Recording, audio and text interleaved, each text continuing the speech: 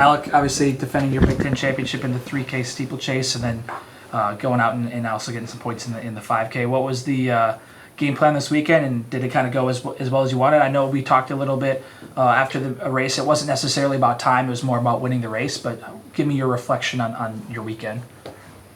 Yeah, I mean, like Matt said earlier, it was that was our big thing all year. Was we wanted to go 1-2 in that, and could have gone in any particular order, I think. And it was just really fun to have the home crowd there and everything supporting, and I think that gave me a lot of energy.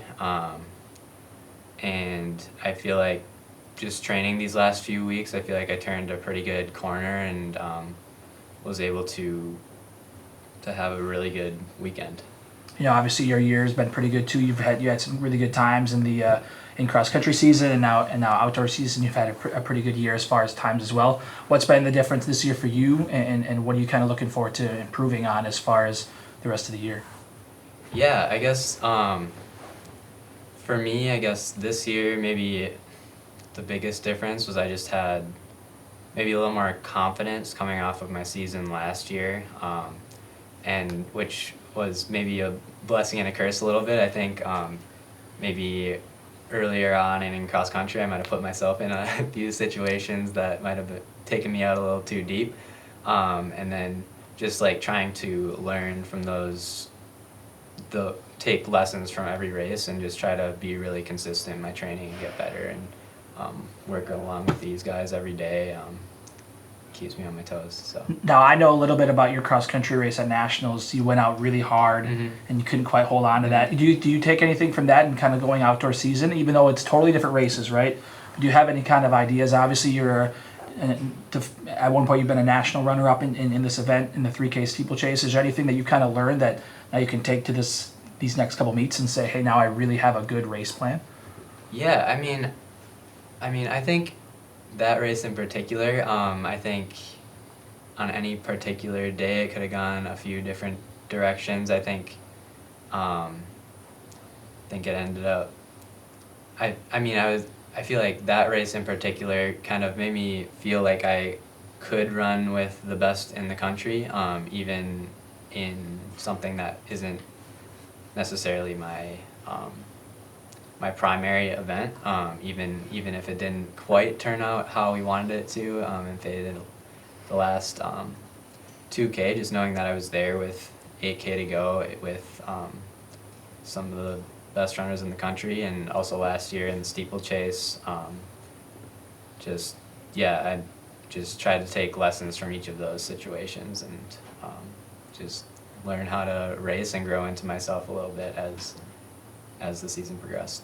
Now, obviously, you've had a successful career your last couple of years, but for anybody who doesn't know, what's been kind of your journey as far as being at the U? Obviously from Wisconsin, how you got here, and what was your career outlook as far as looking back? Obviously, this being your last outdoor year, and kind of what your career's been like.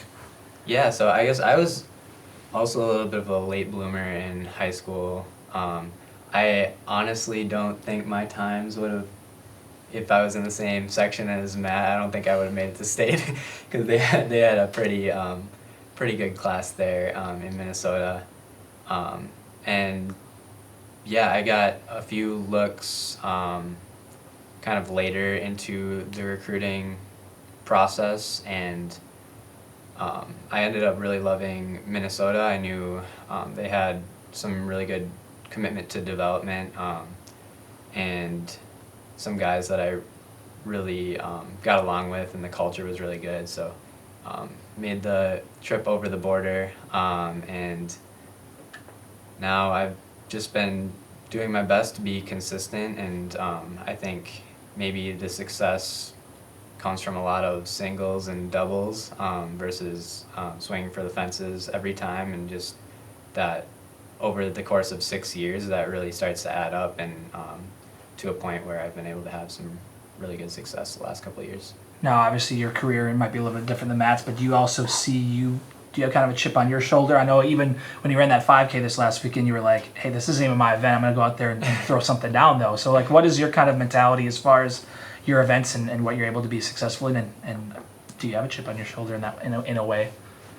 Yeah, I mean, I would say probably almost everybody who competes at this level has a little something that they feel like they need to prove. I guess going out in that 5K, I had struggled to put together a good last quarter this whole year, and I think that was something I really wanted to go out and go do and set myself up to have a really good last close, and I think that was something, maybe a little bit of something I felt like I needed to prove there, was that I was in it and I was ready for championship season and could really kick with the best runners in the Big Ten. Now, as far as the 3K steeple, obviously, I think that's kind of your primary focus the next couple meets. What's your kind of game plan as far as improving in the next couple weeks? I know you've only ran, I think, only twice this year, right, in steeple outdoors, if I'm not mistaken. Yeah. So what's the game plan in getting better and being able to peak at the right time? Yeah, I think that's something we set ourselves up to do pretty well. We haven't gone down too much in training volume before this. I think in the next few weeks we'll start to hit that taper and start to hit some just really quality workouts and just really sharpen up for the next few weeks and just starting to I think every week from here on out we're primed to continue to get better. So I think I'm optimistic. I feel really good about where we're at right now. Awesome. All right, that's all I needed from you guys. Thanks. Thanks.